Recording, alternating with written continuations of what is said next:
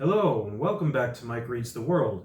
For Azerbaijan, today we are discussing Days in the Caucasus by Banine, which is the pen name of El Banu Asadullayeva, and she was born in Baku in Azerbaijan, but during this book, which is a memoir, we cover her early life between the ages of 7 and 15 years old, roughly. And this is the time period of like 1918 to 1924. So in this short period of time, we experienced the changes in Azerbaijan from the being part of the Russian Empire to creating a newly independent state of Azerbaijan, to the Bolsheviks coming in, and then Azerbaijan becoming part of the Soviet Union. So this is just the backdrop to all of this. The book really centers around Banine's family and her experiences growing up, and much of the conflicts in the book revolve around her family's struggle, the tensions and the fact that different parts of her family are kind of at each other's throats for the inheritance, and in themes of money and marriage. Those are really what drive sort of this memoir. And the interesting thing about memoirs, I've kind of unintentionally, put together a self-made trilogy again of books. I did that one, if you go the video before the last one I did, there were 3 books in a row that all had 4-letter women's names, and had haunting atmospheres, just a loosely connected theme. But now, after The Art of Charlie Chan Hak Choi for Singapore, which is a graphic novel, which is a fictional memoir of a fictional artist, we have Days in the Caucasus, which is a real memoir of a real person. And next I'll be doing Season of Migration to the North by Tayeb Salih, which is a fictional, it's fiction, but it's definitely based on his real experiences. So we have kind of 3 takes on the memoir, one totally fictional, one totally real, and one kind of in between. But as we see with all 3 of these books, the line between reality and fiction becomes a little bit blurred, because a memoir in this book, I frequently forgot that what I was reading was a memoir, and especially in the first half, because it is told in such a literary fashion. And it could quite easily be mistaken for a first-person narration of a fictional story for much of this book, which I found so fascinating, because I said almost the opposite for the last book, that I frequently forgot that it was a fictional memoir. So, and again, that's not a knock on saying I think that this book was not, I don't believe, Banine, that this stuff happened. I totally believe it's a real story, but the act of creating a memoir is kind of like writing history, where you omit the majority of things that actually happen, or vastly generalize them, and you select the important details, the important things that stand out to you.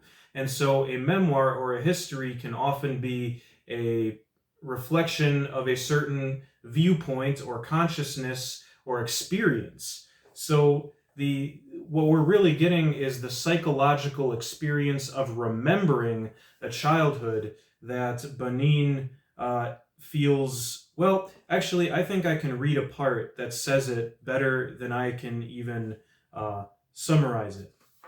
This is from chapter 6, about a third of the way through the book. What a strange childhood. I know that every childhood feels far away. Mine, though, seems even more unreal because of this complete fracture, both geographic and social. Nothing connects me to it, neither religion, which I abandoned, nor language, since today I think and write in French, neither my nationality, which has changed, nor the lost millions, nothing and no one. My past seems like a previous life. Unlike Baudelaire in his poem Former Life, I didn't live beneath vast colonnades, but in places that seem equally unreal to me, like a dream that arose, in response to some forgotten tale. And there, with that short passage, you can see what I mean by the literary nature of this writing. There's some very powerful, thought-provoking moments in this, and I don't even think I realized how much I liked this or how good it was until now I'm speaking about it, because it really does.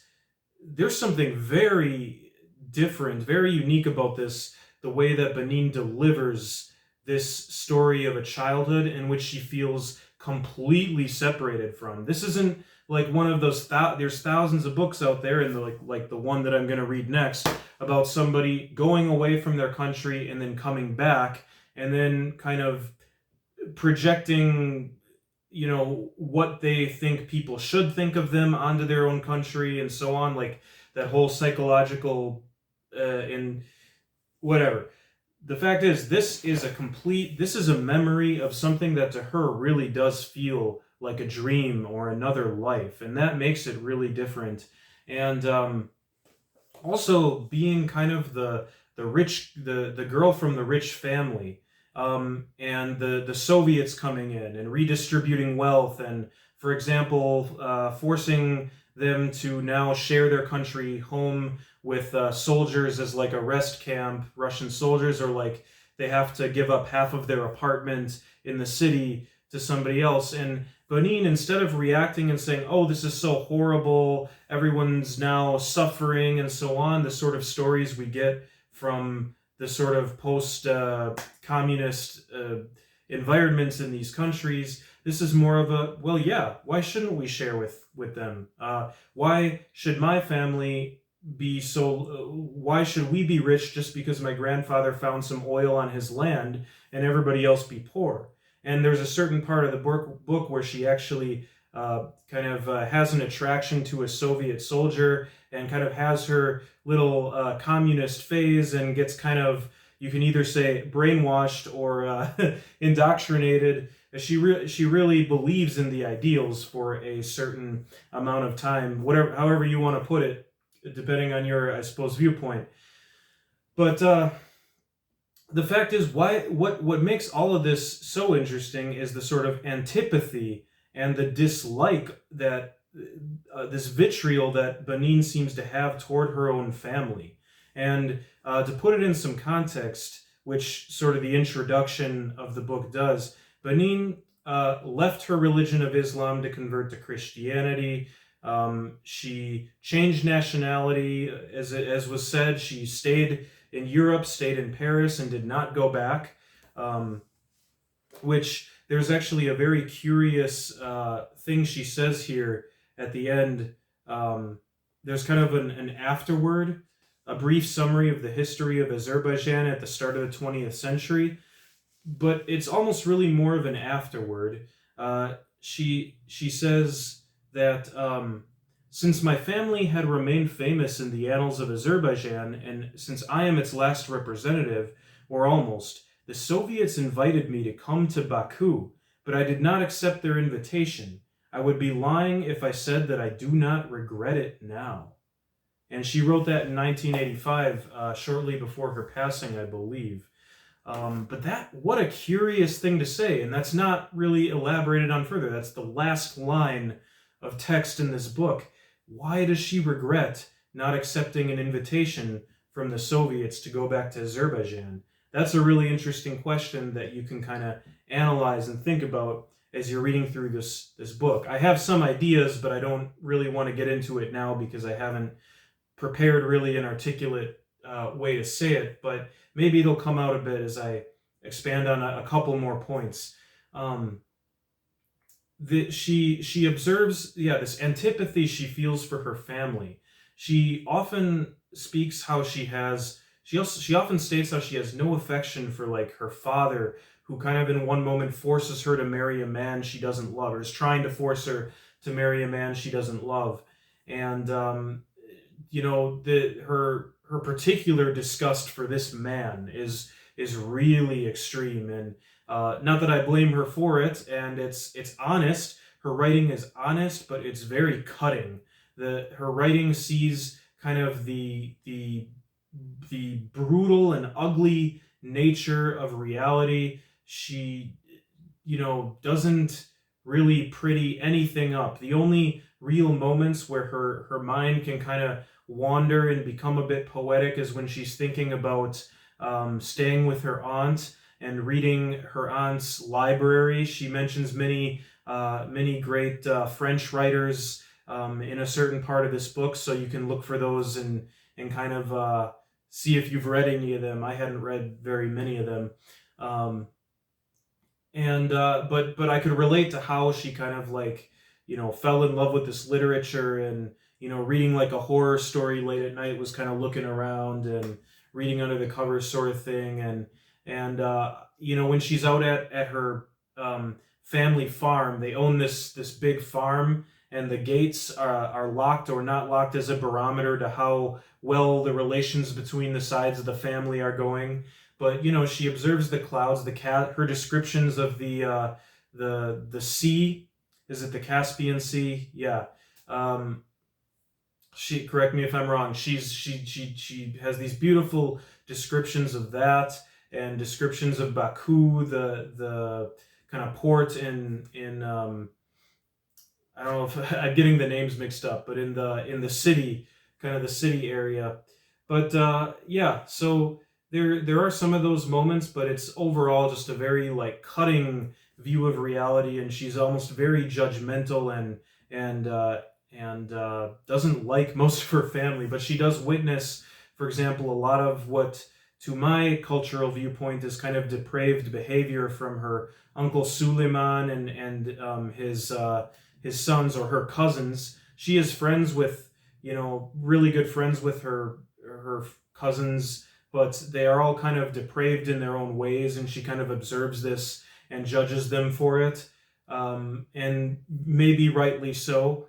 But yeah, you do get a sense that she's looking back on this culture like, wow, holy crap, they were trying to marry me off when I was 15 years old, and yeah, this culture doesn't really that she's telling about from this time period of Azerbaijan is not really concerned with like, underage whatever. It's you get married at 14, 15, 16 years old if you're a woman, and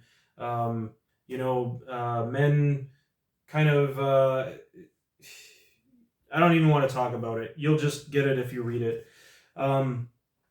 But yeah, obviously from my cultural viewpoint, some stuff that was kind of shocking.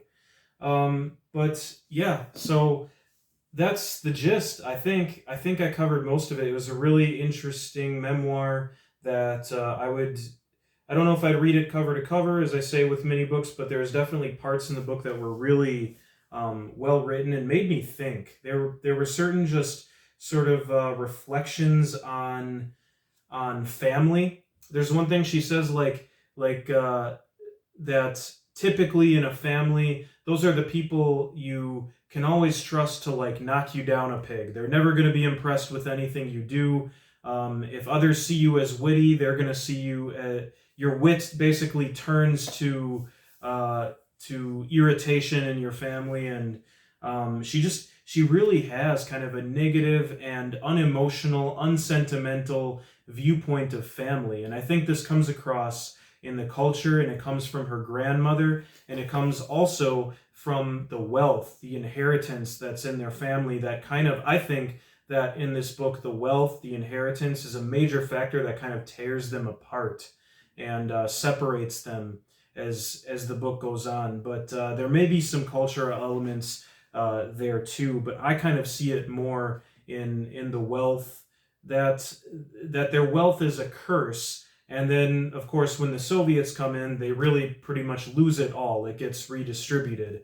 But many times, Banine questions whether it ever should have been hers to begin with, or her family's. Even the book, I actually really love the line that this book opens with, which is, "We all know families that are poor but respectable.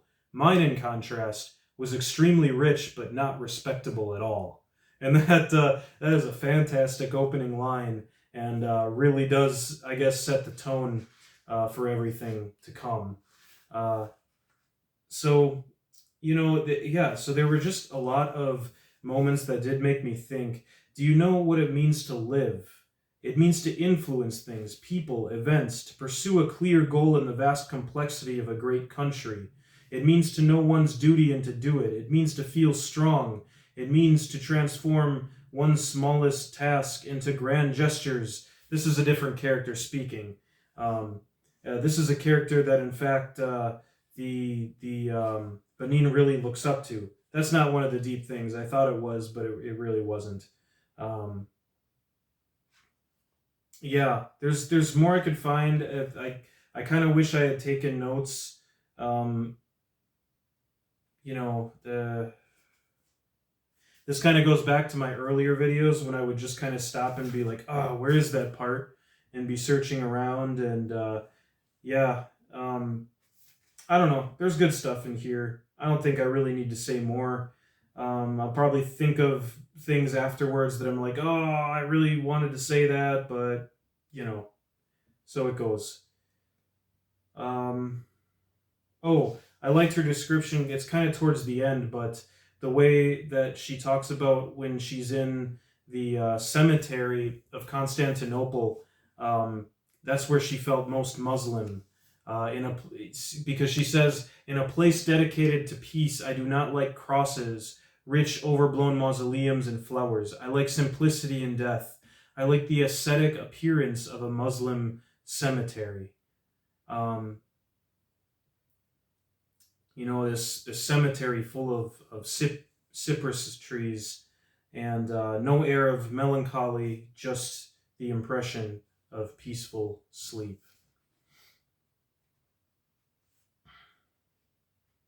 Yeah. So between kind of the dreamlike remembrance, the antipathy toward her family, the curse of wealth, the cultural customs that especially imprison women into different marriages um, and sort of just this. It's I don't know. Is it a depressing book? I don't know. There's something about it that's just that's cold.